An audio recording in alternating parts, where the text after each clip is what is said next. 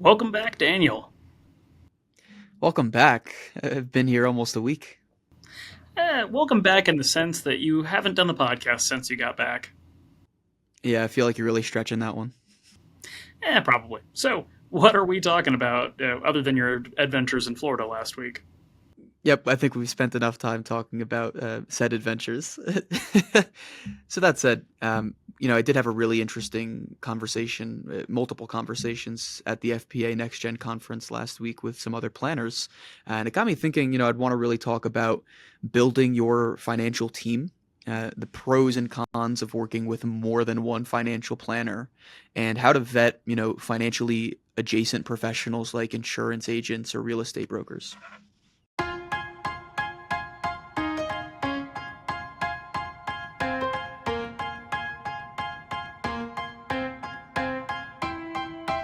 Welcome to the Science of Wealth, where we discuss the science behind financial planning and the art of learning and applying it.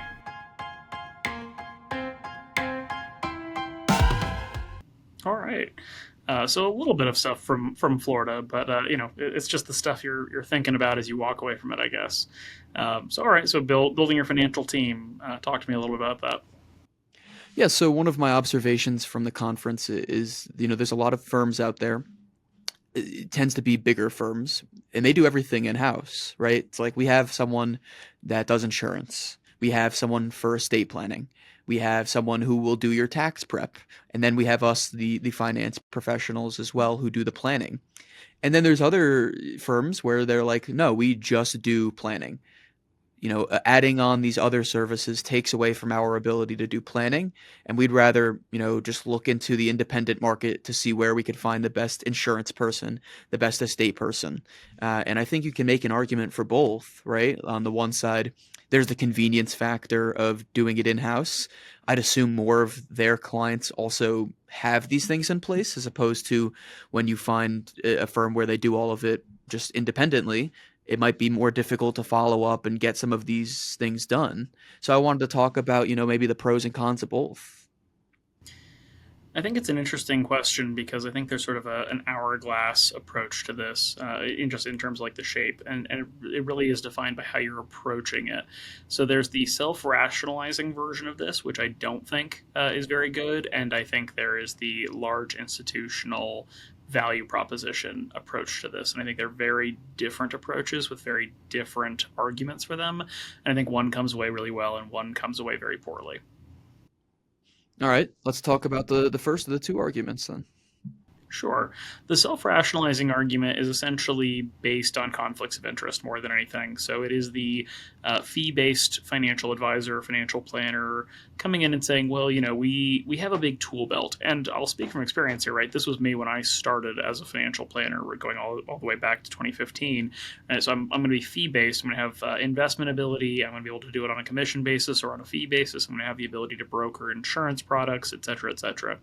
And the idea there, or the argument there is, well, because I've got so many tools in my tool belt, I'm a better one stop shop for my clients. But that's actually a rationalizing approach to it because you are not a one stop shop for all your clients. You are a couple of stops, and specifically the highest revenue to lowest effort stops, right? The ability to sell a permanent life insurance policy with a big target premium to it, where you're going to get paid 120% of the first year premium, or the ability to put somebody's life savings in an annuity and you're going to get a 7% upfront, commission on that variable annuity or something like that, where, something like 3 hours of due diligence and an hour of paperwork could translate into $70,000 cash upfront off of $1 million investment portfolio. So it just becomes this thing where, I think the self-rationalizing thing here is, well, I'm giving my clients all this help and all this support, and they really need all these things anyway. Well, two things to that. One, you say they need all these things, but you are only actually doing a couple more things than financial planning, and they just happen to be sort of the high revenue to low time effort things. But then also, well, by that logic, shouldn't you also be doing their mortgage? Shouldn't you also be their bank? Shouldn't you also be their tax preparer? Shouldn't you also be their law firm or their estate firm? Like, there's a million other things that go into financial planning or financial plans in general that you're not offering, but you're saying that it's very important that you have a large tool belt, but for all those other things, you just happen to specifically offer the most most revenue producing things in addition to your apparently core service of financial planning. Okay, so to play the devil's advocate and just poke and prod a little bit, can you make an argument for us maybe not doing investment management if all we should be doing is the actual planning? I think is actually a really great argument for that. That argument really is the advice only movement in the financial planning universe. I think my biggest hesitation with that, and you could point a finger at me and say, well, Dan, that sounds like a lot of rationalizing, is that financial plans are so tax sensitive and so investment assumption sensitive. And functionally, it's interesting because often the argument that is made for something like the advice only model would be, well, clients are smart and they can certainly manage their own money and it's no big deal. I think what you see in practice is this is going to sound a little mean, so apologies to some of my colleagues here. I think what you see are people who are either uncomfortable with managing money or potentially, self-recognizing themselves as incompetent at managing money, or they're just very liability averse. They're afraid that they're going to make a mistake and get sued and cost their client a bunch of money or something like that. So they're willing to just sort of say, well, I don't want to, whether it's because of competence or confidence or just fear. And so I'm going to make my value proposition not doing that thing. But in practice, what we see in our clients is often clients who want to self-manage are sort of challenged with self-efficacy. We just talked about this 2 weeks ago on the podcast, so I won't retread this ground too much, but I can count our number of clients who are really strong at self-managing their investments on one hand. And for the rest of our clients, what we've seen in practice is those who opt to self-manage often tend to make mistakes, delay, or otherwise not execute very effectively. And so we find ourselves in a strange position where, frankly, it is better for them if we do it for themselves. I don't know that that really applies in the case of something like the one-time purchase of life insurance, the one-time purchase of a long-term care policy, and some of those other things where there's big commissions behind them, and there's not so much of an ongoing importance to their implementation. It's just this one-off iterative item.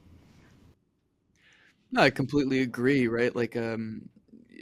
We've been focusing on insurance as an example of a potentially high revenue, low effort and time commitment for the planner.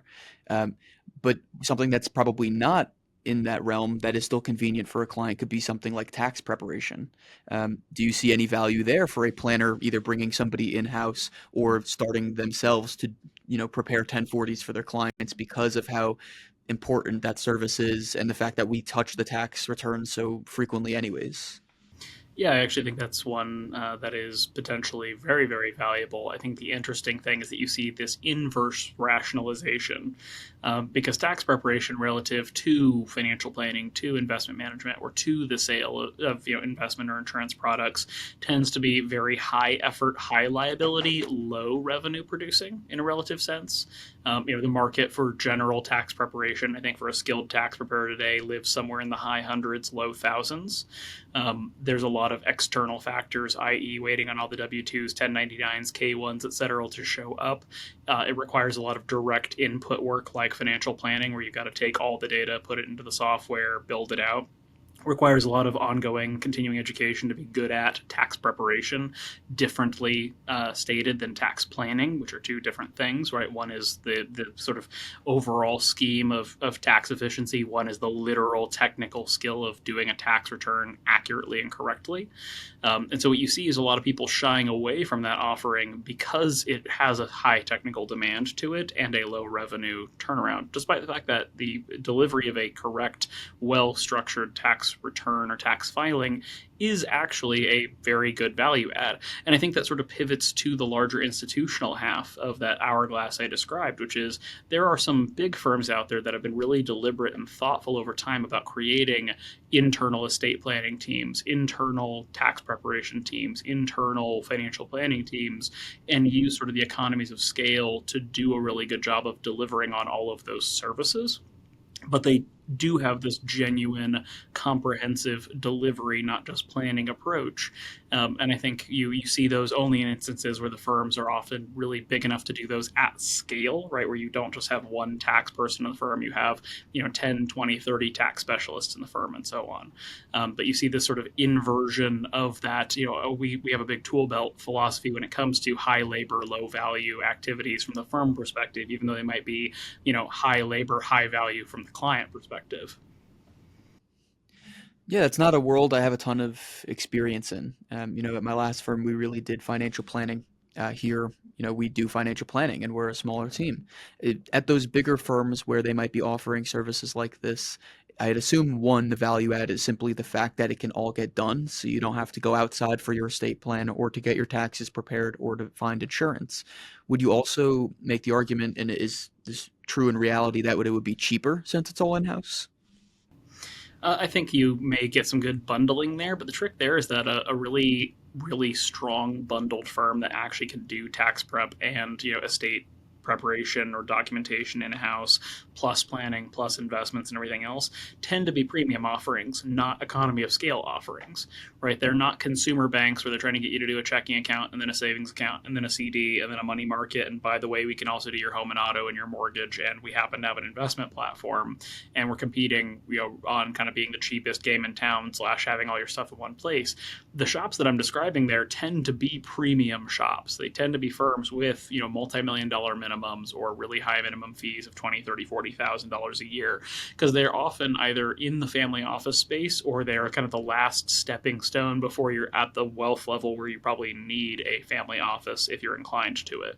And so from that standpoint, it's not tiny firms that just happen to have like one tax guy on staff or one attorney on staff or something like that. It tends to be firms that essentially are as big as a tax practice or as big as a planning practice or as big as an investment management practice internally, right? They've got 10, 20, 30 people in the tax department and in the planning department and in the investment department and so on, such that those departments can be specialized internally. And then they just happen to support all the clients under one roof instead of having, this local tax firm that we work with and this local planning firm we work with and this local insurance agency and so on.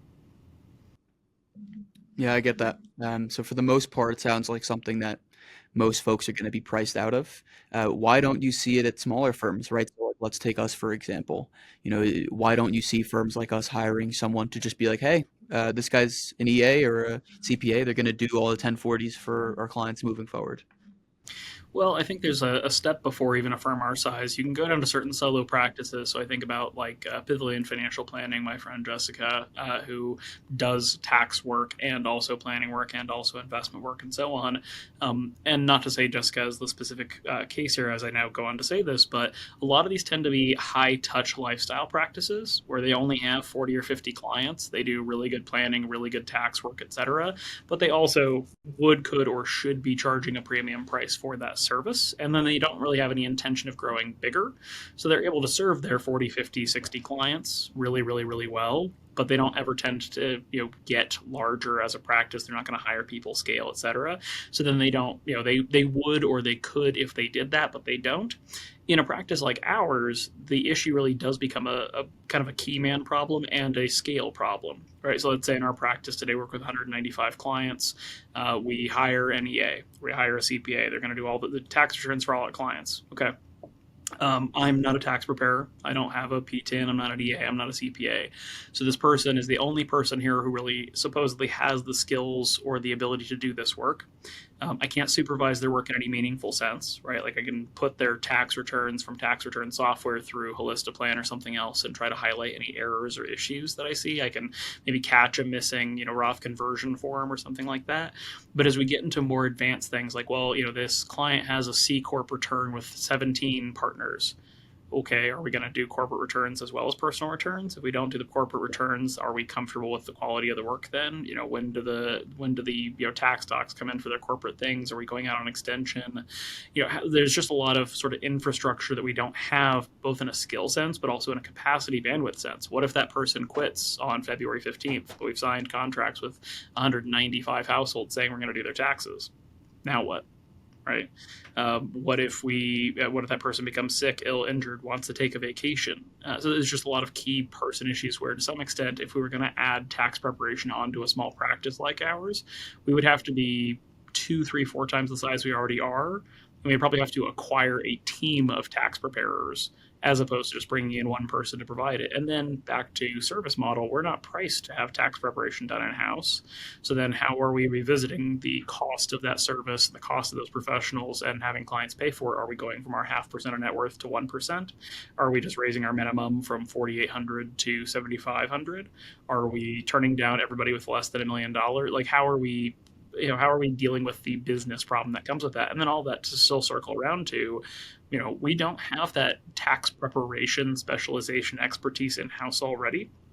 And so we then have to take it on good faith that the firm or the team or the professionals we hire for that are going to be excellent at it and are going to deliver at the appropriate quality. It's a really big risk to take on as a practice, both for ourselves as the firm, but also even for our clients to then rely on us to do this for them when in fact we may not be that competent or good at it. And we may not have the ability to recognize our lack of competence in that thing because we don't have a strong tax professional who founded the firm or who's a lead partner or something like that. Okay, yeah, all that makes sense. So for the most part, it sounds like to have it all in-house, it's going to be a premium service, and maybe for the majority of the folks that we're currently working with, the top 10% of folks here in Longmont, more or less, it's simply not something that they're really going to be seeking out, and should more just look for a bunch of independent professionals on their team. I think it's a very likely thing for folks here in town, right? And we have great relationships with a couple of tax preparers and tax professionals and other professionals for that matter. But I think just in the realistic context, most people here in our community are going to find themselves working with more than one shop for their assorted needs. I don't think there's a single place here in Longmont that is a one-stop shop for any set of professional needs. Easy enough. So speaking of multiple professionals, I want to talk about working with more than one financial planner. I think this is something that came up at the conference more than once, right? So, like, it seems like the people that work with higher net worth clients might manage a portion of a client's net worth as opposed to overseeing all of it, which isn't really the case, with us. We might not manage everything directly for clients, but we are advising on everything. So let's talk about it.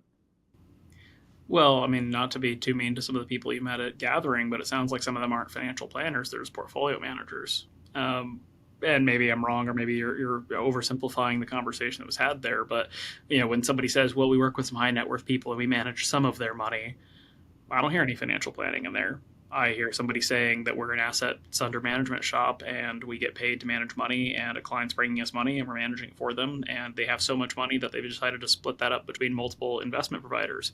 That's fine for the client to decide that they want to have different portfolio managers. I think there's really good use cases. This is really the whole purpose behind things like SMAs, separately managed accounts, where you might say, like, well, we've got a client who has a lot of money and income in Pennsylvania and they really need some municipal bonds from Pennsylvania, and they need that managed really well for tax reasons and whatnot. But unfortunately, there are not a large variety of municipal bond funds for the state of Pennsylvania. But there's a SMA provider for municipal bonds in Pennsylvania, and so we're going to hire that shop to manage the municipal bond portfolio for this client. Like, there's a world where that makes sense.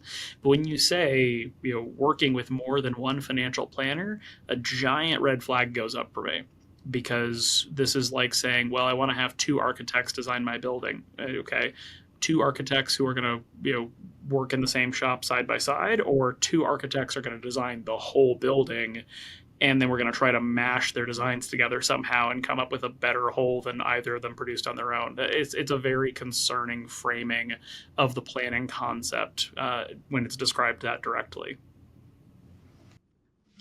Okay, so let's go the route of the two architects are not working as a team. They're more just doing the same service and overlapping. What's the real issue there? I mean, I think if I want to look at it in a positive light, you can essentially argue, well, as the client, I'll receive input and advice from both of them, and I'll, you know, take what I believe is best from each of the two.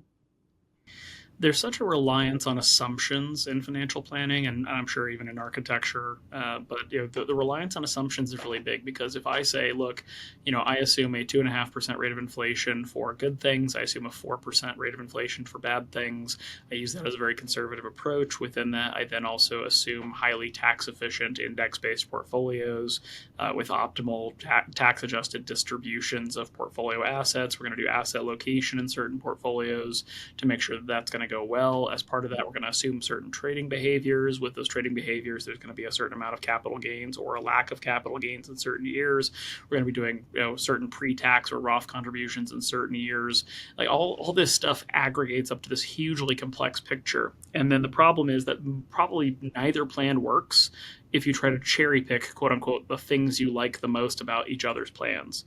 Because then it becomes, okay, like what order do we assume then? Do we assume, okay, well, you had the best like accumulation phase of life plan, but then you had the best like decumulation retirement plan. So we're going to do your accumulation plan, and then we're going to take your retirement plan. Well, neither of those is actually going to work, because the accumulation plan is going to accumulate a certain set of assets within certain tax treatments, within certain rates of return, levels of volatility, and so on. And then we're going to arrive at decumulation or retirement, and we're going to have a different set of assets than the other plan assumed.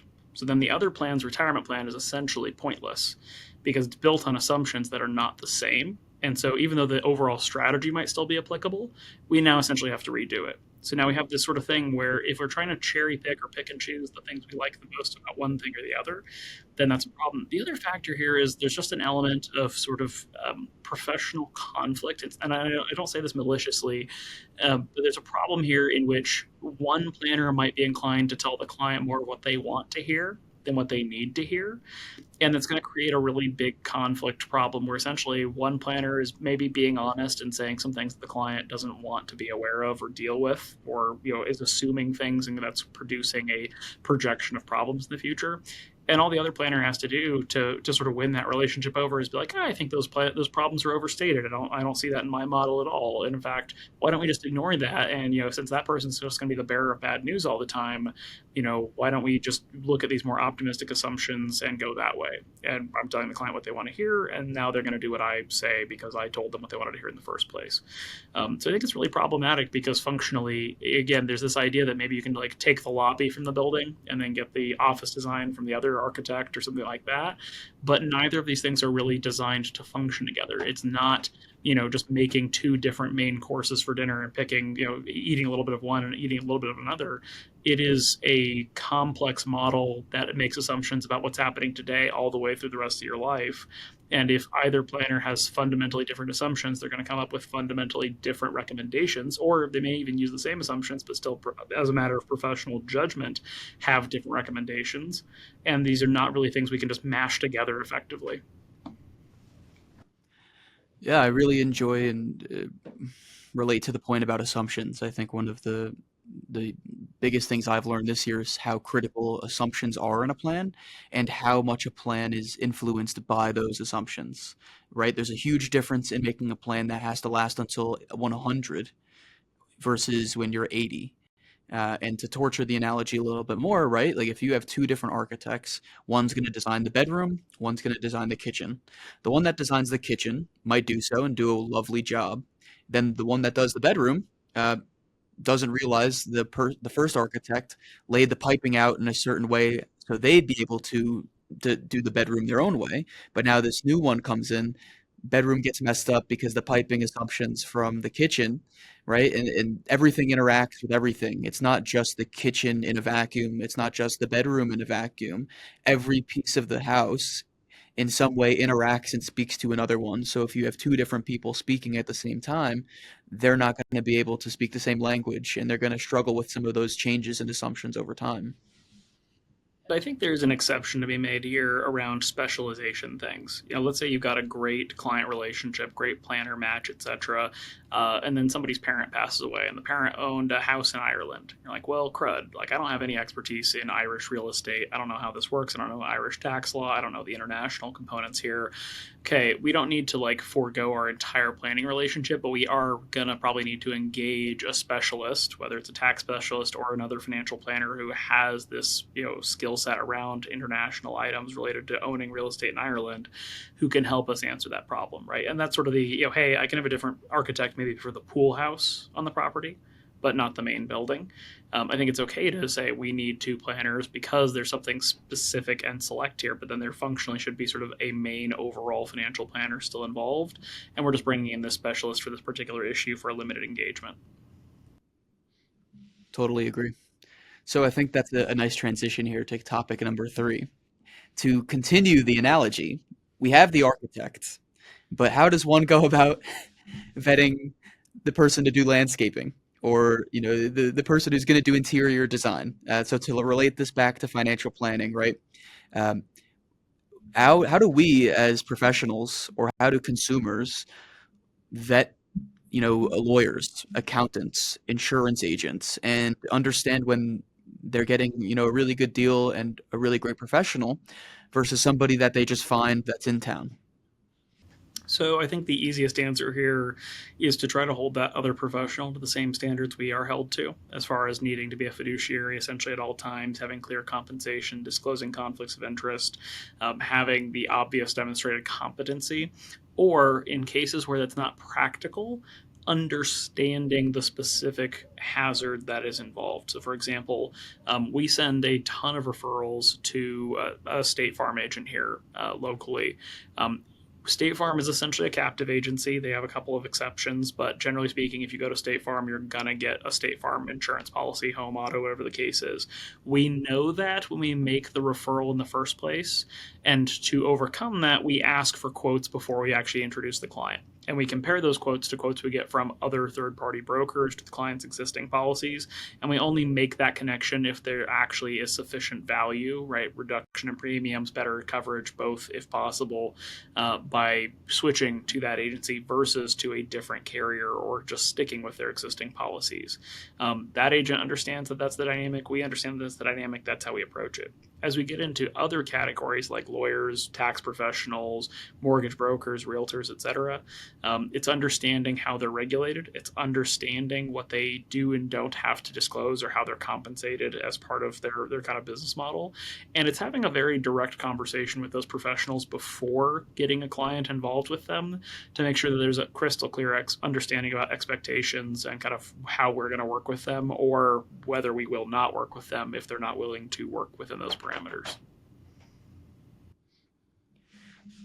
Would you say that this is a difficult thing to do, right? I'd assume there's a lot more bad actors and just, people making it, getting by, as opposed to finding like really great professionals that we feel confident providing to clients. Well, so I think there's a balance here in terms of, is this convenience, right? Is it, again, like it's the insurance shopping, is it helpful to just have a couple of relationships that we can talk to? Or is this more because like this is the person for it, right? Like this is the real estate attorney, the estate attorney, excuse me, that we want to put them in touch with because we know they are 110% the best possible person for them. That's hard to say. That is something that takes a lot of time and trust building, and so it's not a perfect system where you fundamentally the first time you ever work with another professional or refer somebody to another professional, you're taking it on good faith that it's all going to work out. I think again that's where that clear communication beforehand about expectations and perceptions is very important before getting to a stage where you're actually putting the client in their hands. It's the same thing when a client provides us a referral. I think it's one of the greatest honors because they are putting their trust in us to treat this referral the same way we hopefully treated them. And, we are responsible and they are responsible for the way that person interacts with us and the way they feel about how the conversation goes. And it's the same thing when we refer somebody to an accountant or an estate attorney, right? Um, they're their own professional and they can make their own decisions. But at the same time, the experience our client has when we refer them directly, impacts us. And, that's why we're very guarded with who we actually give referrals to, because it reflects on us as professionals that we felt confident giving that referral out. Well, and that kind of feedback loop is sometimes a really big challenge. There's a tax professional I know who I think is probably one of the best tax professionals in the state, bar none.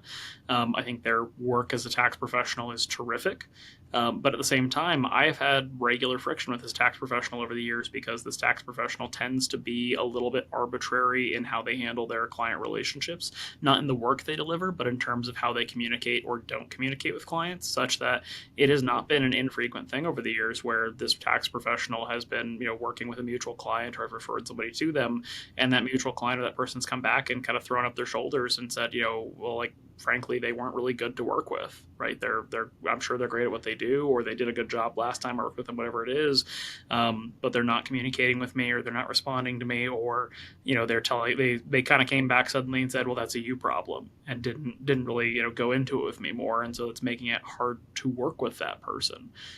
Where again, their work when they delivered is impeccable, but you run into this ongoing issue where functionally the feedback loop can be really, really important, really, really powerful. You mentioned when clients refer to us. I think one of the greatest challenges we run into is almost too casual of a referral. And I hate to say that because we love referrals. Clients, you're still to this day probably our number one source of new clients. So please don't stop referring us. But the too casual of a referral is somebody has a very general financial need, and the client says, well, like I love Dan, or I love Daniel, I love Emily, so you should talk to Dan or Daniel or Emily or Dan. And so the person comes in and is like, yeah, such and such told me that you're great. What do you got for me? And we say, well, we're a comprehensive fee-only financial planning firm that kind of touches on all the aspects of your financial life. And we're kind of a premium provider, and we charge a premium fee for that. And they're like, oh, well, I was just really had like one particular question. I don't really need any of that. And like, well, now I feel bad because you wasted your time coming to talk to us and we're not the right firm for you. I don't want to say we wasted our time because we don't know what your needs are, and we trusted our client to send somebody to us. We don't want to rebuke them for that by any means. But now then also you're going to have a conversation with this client who referred you in the first place, and you're going to say, well, they weren't a good fit for me. And now the client feels weird about doing it in the future. I think, again, that's where really clear expectations about the expertise everybody brings and the right way to work with them is important. I try every time that I refer a professional to a client to talk to that professional before I send it, because I don't want that client to just bounce off of them and say, sorry, they're not taking clients. So why'd you send them to me? Or why'd you send me to them? Excuse me. Well, I didn't realize that. So I'm going to try to make that as smooth as possible from a client perspective, because this is not your domain. You don't live here. You don't live in these professional relationships, nor should you have to. You're relying on me as your financial planner to do a good job of making sure you have a good experience and have a good relationship with that professional and you work with them.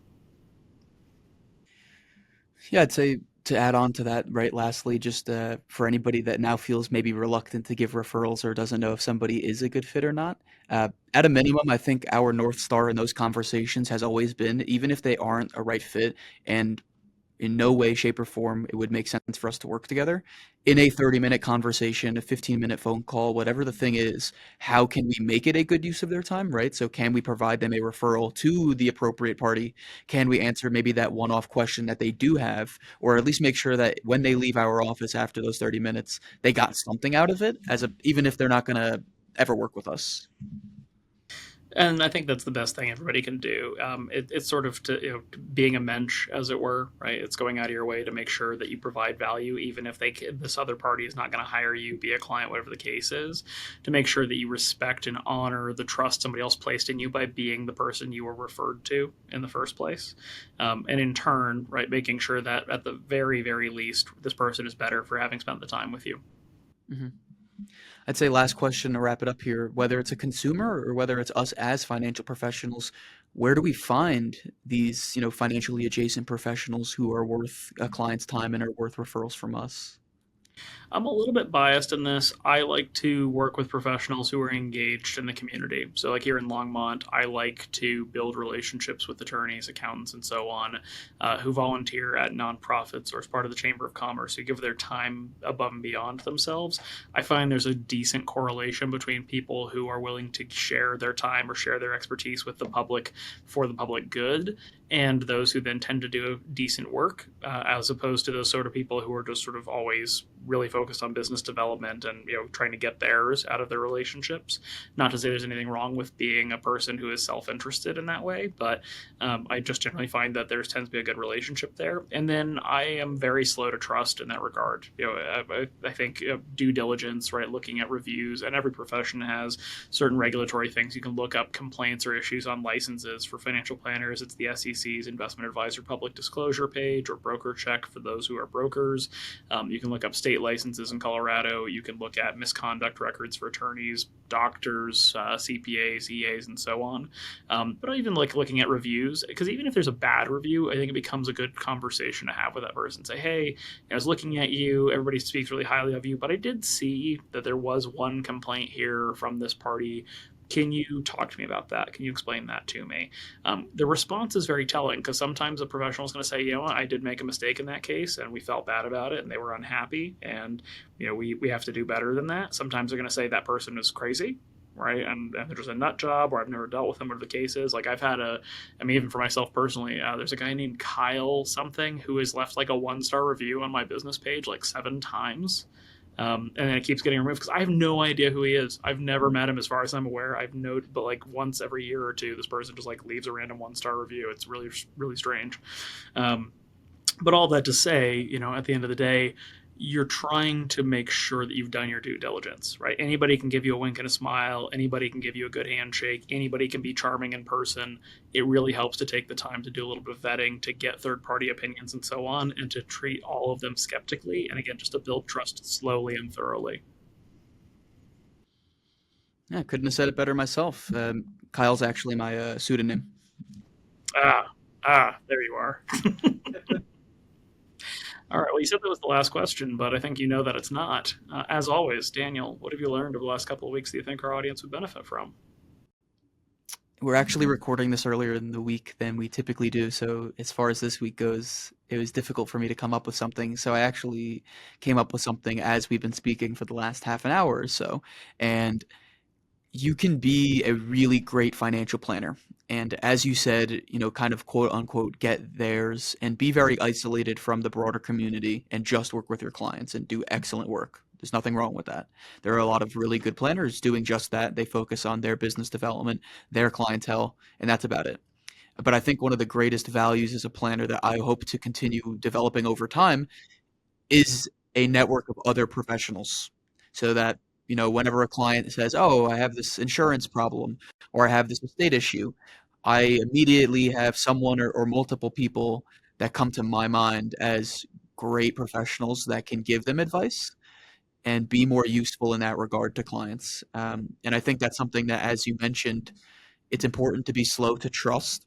So that will take a while to build, and that's okay. I think it's important to put the right inputs in, speak to the right people, while also recognizing this person might not be a great fit for the majority of my clients, and that's okay. Well, as they say, it takes a village.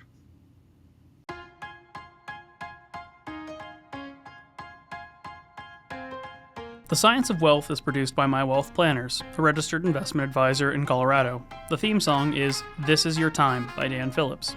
The podcast is intended for educational purposes only and is not investment advice or any other form of advice. Not all material discussed on the podcast is appropriate for every individual in every circumstance, so you should consult with a certified financial planner, tax professional, or legal professional as appropriate before attempting to apply any of the subjects, strategies, or tactics discussed on the podcast.